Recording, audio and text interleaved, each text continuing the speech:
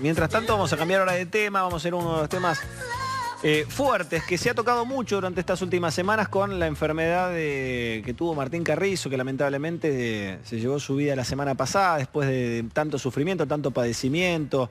Recordemos que la hermana estuvo haciendo una campaña para poder juntar dinero con esta enfermedad tan dura como es ELA, que es justamente la esclerosis lateral amiotrófica.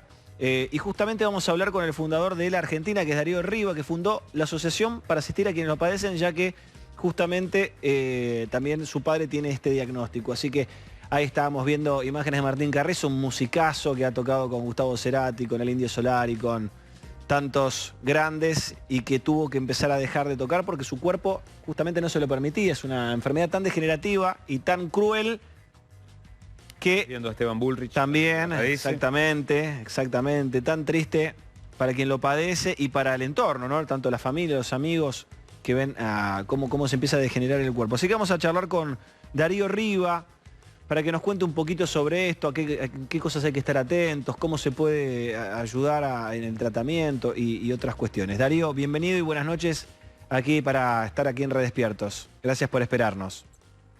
No, por favor, buenas noches a todos ustedes y a la audiencia. Bueno, contanos un poquito cómo empezaste con la fundación de ELA Argentina.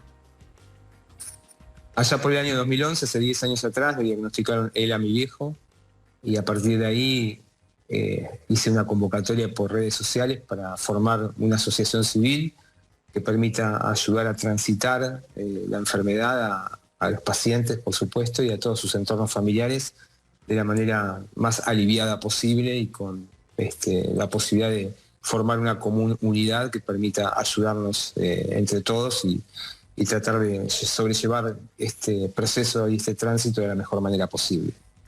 ¿Qué te encontraste que faltaba en cuanto a los servicios médicos, en cuanto a la atención, a la contención y a la sociedad en general? Que dijiste, bueno, necesitamos esta asociación para ayudarnos un poco entre todos. Y hace 10 años atrás, la esclerosis lateral amiotrófica era una enfermedad absolutamente desconocida.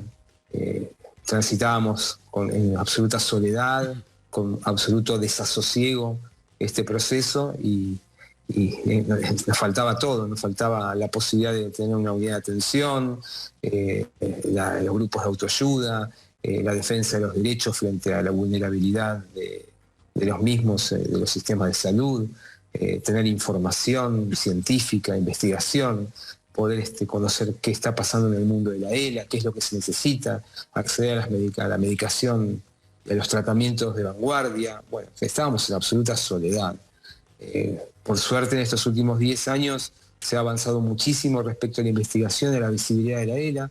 No sé si todos recuerdan, en el año 2014 creo que fue un ícono cuando se generó el Ice Bucket Challenge, que fue el desafío por redes sociales donde la gente se tiraba baldazos de agua en la cabeza. Sí, sí. Y eso generó una gran visibilidad y también se reunieron muchísimos fondos multimillonarios en muchos lugares del mundo como para poder avanzar en la investigación, que dio su efecto también obviamente en la industria farmacéutica y permitió hallar una nueva medicación y encontrar varias respuestas en cuanto a lo que tiene que ver con la genética en la ELA y nuevos genes que producen la enfermedad a través de su mutación en un porcentaje de la población afectada por la enfermedad. Darío, recién hablabas de la medicación y justamente usando este caso que fue tan viral como el de Martín Carrizo, donde una persona se contacta con Martín contándole que había tenido la misma enfermedad, que de repente empezó un tratamiento que era muy costoso y que volvió a tener una vida donde actuaba con total normalidad, si no me equivoco hacía snowboard y volvió a deslizarse con la tabla por la nieve, y eso es lo que le dio la esperanza a Martín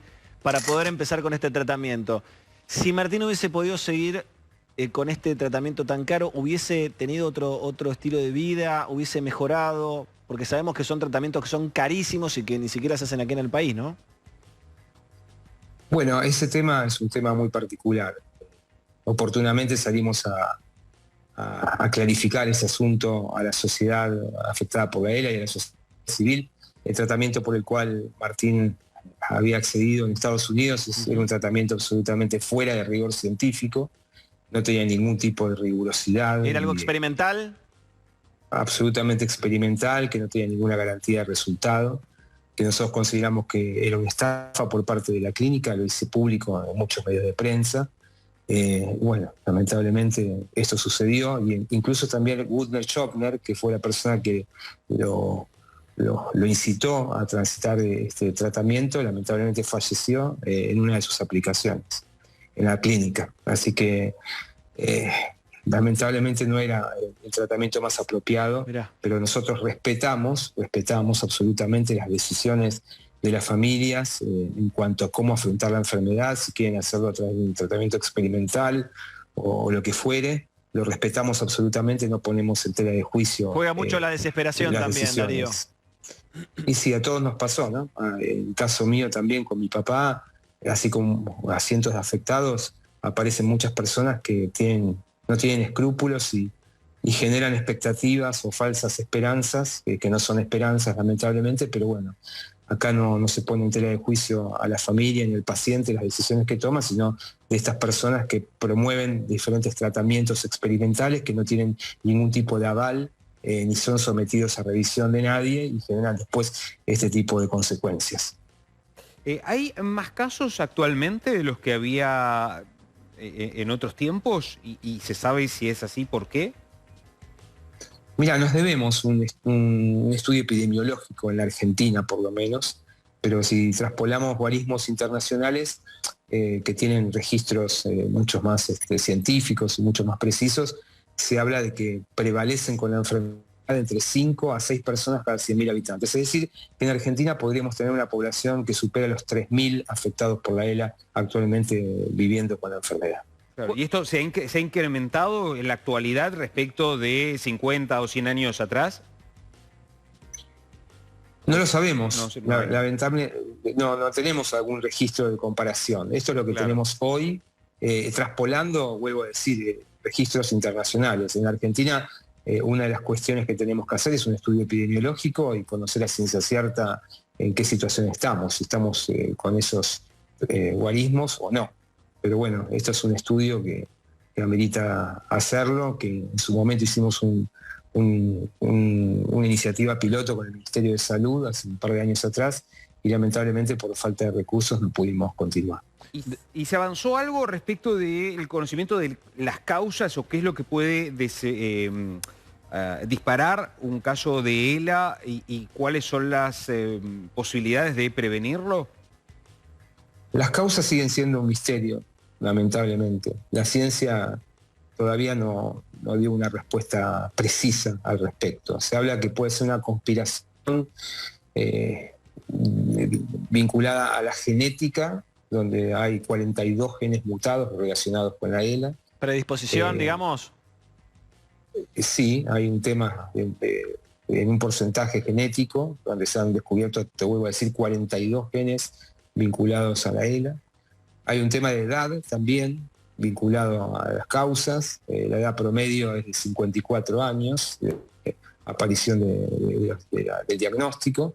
Y también puede haber algún tema de medio ambiente, que también se está analizando, donde hay determinadas regiones del mundo donde aparecen más casos de ELA que en otros. Entonces, bueno, de esa conspiración, de esas tres dimensiones, podrían estar las causas de la genética, la edad y el medio ambiente. Darío, pero todavía no se conoce a ciencia cierta qué es lo que produce el deterioro de las motoneuronas, que son aquellas células encargadas de mover los músculos voluntarios del cuerpo, que se van deteriorando y producen esa lamentable situación degenerativa crónica.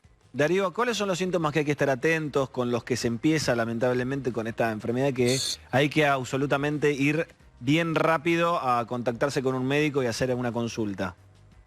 Claro, la verdad que es otro tema también, porque es un conjunto de síndromes. No existen biomarcadores, es decir, no existen estudios como una resonancia magnética, un análisis de sangre, una tomografía computada que pueda diagnosticar la ELA. Entonces aparecen diferentes tipos de síntomas que pueden ser fasciculaciones, es decir, que se mueven los músculos de manera involuntaria o tiemblan, o tenés una debilidad muscular que no te permite levantar un brazo o mover un dedo o flexionar una pierna, o aparecen calambres, aparece una disfonía, es decir, hay una cantidad de síndromes son muchos, vinculados digamos, a la ELA, que lamentablemente por sí mismo tampoco determinan qué es la ELA. Entonces, cuando uno tiene realmente algo en su cuerpo que no funciona y que cada uno lo conoce perfectamente, siempre debe acudir a un médico que después lo va a relacionar con un especialista, en este caso el ámbito de la neurología, como para que de alguna manera se pueda evaluar la situación clínica, porque el resultado del diagnóstico es a través de un análisis clínico con el paciente munido del médico neurólogo frente a otros elementos que en la revisión presencial y otros análisis como puede ser un electromiograma o una espirometría que pueden en ese conjunto hacer que el médico pueda diagnosticar una probable ELA o una ELA. En el caso de tu padre, ¿cuáles fueron los síntomas o los síndromes que justamente dieron con esta enfermedad cuando ya lo contactaron al médico? Y mi viejo empezó con una disfonía crónica, es decir, no sabíamos qué era, sino reflujo gástrico, y bueno, fue perdiendo lamentablemente su capacidad respiratoria porque la disfonía era justamente a partir de su afección en el diafragma. Tuvo una afección de carácter vulvar parecida a la de Esteban Burrich, que aplican un 30% aproximadamente de los pacientes con ELA, y bueno, que después le produjo una insuficiencia respiratoria y llevar adelante el proceso de la enfermedad y una supervivencia con una traqueotomía, que es una de las intervenciones que se hacen en los pacientes con ELA. Claro. ¿Esto afecta tanto a hombres como a mujeres? Sí, afecta a hombres y mujeres, según la edad, puede ser un poco más a los hombres y menos a las mujeres. ¿Sí? ¿A partir de qué edad se ven más casos, Darío, o es indistinto? ¿Puede ser alguien joven o alguien mayor de determinada cantidad de años? Mira, de la edad promedio son 54, pero tenemos casos de personas con ELA a partir de los 20 años y obviamente también una concentración importante en adultos mayores. De hecho, en el Reino Unido hay un estudio sobre la población de adultos mayores de 75 o 80 años, que es en estos momentos un promedio de vida en los seres humanos, que han mostrado que la ELA ya no es una enfermedad poco frecuente y le aparecen 2 de cada 600 personas mayores de 75 años. Es decir, que después del Alzheimer y del Parkinson pasa a ser una enfermedad muy importante en una población de adultos mayores, según lo que se estableció en un estudio hecho en Reino Unido, que fue publicado por revistas tan importantes como la Lancet Neurology. ¿Cuál es el consejo para el entorno, para la familia? Y bueno, la verdad es que es un tema muy complejo. La ELA no solamente afecta a la persona, sino a su entorno familiar, que ve como su ser querido y amado va perdiendo su autonomía y sus posibilidades de poder vivir plenamente. Y entonces, bueno, eso genera realmente un impacto muy grande.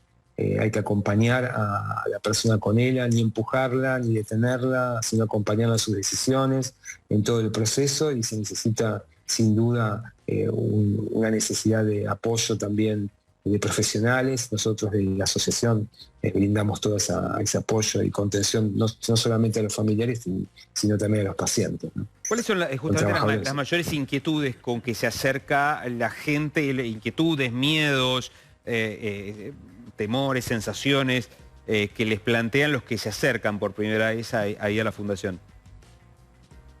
Sí, es la ayuda, el auxilio, porque es tan devastador el diagnóstico que uno necesita apoyarse en hálito de vida, de esperanza y de apoyo, y entender que uno no está solo en todo esto y buscar algún tipo de respuestas. Sobre todo relacionado al acompañamiento, el asesoramiento, la guía, la información, la orientación y por supuesto novedades científicas y protocolos y ensayos que permitan tener una luz de esperanza para poder afrontar la enfermedad. ¿Y qué tratamiento se está viendo, se está experimentando para que justamente el paciente tenga un mejor estilo de vida, a pesar de que esto sea algo que es irreversible? Y la ELA tiene 2 dimensiones de tratamiento. Uno es el farmacológico, que enlentece modestamente el progreso de la enfermedad, con 2 drogas hoy aprobadas a nivel mundial y que en la Argentina podemos contar con ellas. Una es el Riluzol, que es un bloqueador de glutamato que produce el deterioro de las células motoneuronas.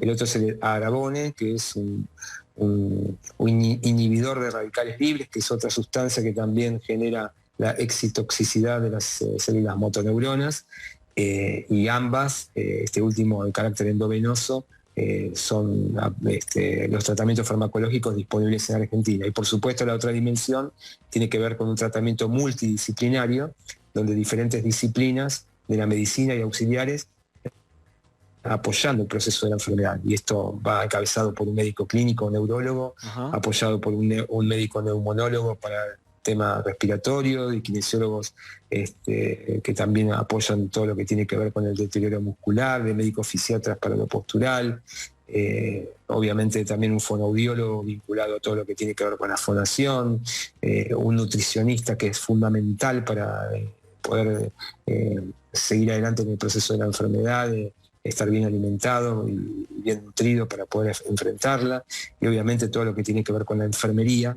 La enfermería es fundamental también porque se necesitan los cuidados de manera más rigurosos e intensivos durante el proceso de deterioro, y la enfermería y los cuidadores son fundamentales. Darío, estos dos tipos de tratamientos farmacológicos que mencionaste recién, ¿son muy difíciles de pagar? ¿Son accesibles? ¿Tenés que tener si una obra social, o la obra social directamente no cuenta, digamos, para la ayuda del paciente?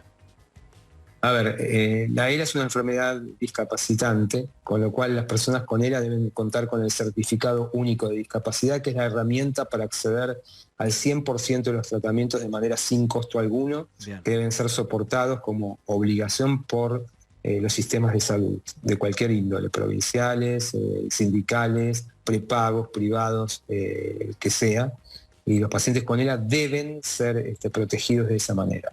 Desde luego, hay sistemas de salud que vulneran esos derechos, la asociación está para defenderlos, por supuesto, y la justicia para combinar a través de medidas cautelares y recursos de amparo a los sistemas de salud que no cumplan con estas prescripciones del 100%.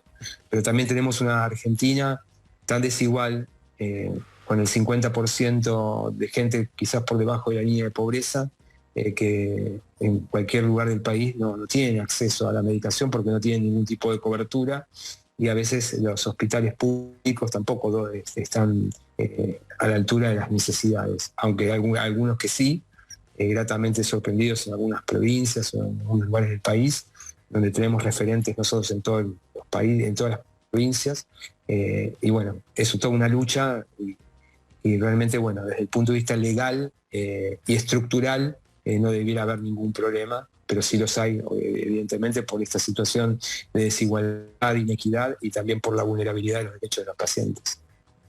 ¿Hay distintos niveles de agresividad de la enfermedad según el paciente, según las condiciones en que se encuentra, o en general la evolución en todos los países, en todos los pacientes es más o menos similar? No, la verdad es que la enfermedad es una y los enfermos son otros, y cada uno es único, singular, particular e individual, con lo cual la ELA afecta a cada uno de una manera muy particular. Tiene que ver mucho con la resistencia propia de cada organismo, tiene que ver con las situaciones que uno tenga a mano como para poder tratarse, tiene que ver también con el tipo de ELA que le puede llegar a generar a cada uno, con lo cual ahí tenemos las diferencias. Entonces, los procesos de supervivencia son muy diferentes en cada paciente. Darío, ¿cómo se puede colaborar, cómo se puede ayudar con la fundación que te llevas puesta al hombro, digamos, para ver cómo puede colaborar la gente, si es que se necesita algo? Sí, desde luego, siempre necesitamos el apoyo de la gente. Todos nuestros programas, tenemos 8 programas, más de 40 proyectos en funcionamiento, lo pueden ver todo en nuestra plataforma digital en www.asociacionela.org.ar. Ahí pueden donar también y ayudar a aquellos que quieran, y están todas nuestras redes sociales, nuestros teléfonos, la dirección y el domicilio de nuestras oficinas, y bueno, siempre las puertas abiertas para recibir la colaboración de todos aquellos que quieran de alguna manera solidarizarse con nosotros. Darío, veíamos recién en las imágenes en el paño, ¿no? A imágenes de Stephen Hawking, quizás uno de los mayores referentes a nivel mundial, o por lo menos muchos nos enteramos de que existía esta enfermedad a partir de él. Y siempre fue muy llamativo, bueno, de hecho hasta está la película también sobre su vida. Llevó esta enfermedad durante muchísimos años y siempre con una lucidez absoluta, ¿no? Siguió trabajando hasta los últimos años de su vida. Desde su mente siempre brillante. Impecable y sumamente brillante. Es un referente también para aquellas personas que atraviesan la enfermedad. Decir, bueno, no bajar los brazos porque, digamos, más allá de todas las limitaciones y ver cómo el cuerpo se va atrofiando, la mente puede seguir adelante y puede vencer todos los obstáculos. Sin duda, Stephen Hawking fue un ícono de la enfermedad, una persona que excepcionalmente padeció la enfermedad y la llevó adelante durante más de 50 años, con una plenitud mental absoluta, a pesar del deterioro progresivo de su cuerpo, y es absolutamente una imagen en la cual muchos de los pacientes con él se ven identificados. Así que sí, sin duda fue así. Bueno, Darío, te agradecemos por toda la información que nos brindaste, por todo lo, bueno, aquellas personas que tienen algún familiar o que están pasando y atravesando esta enfermedad tan complicada y tan cruel, para que se puedan contactar con vos y también les puedas brindar información para transitar de la mejor manera esto que es tan difícil, ¿no?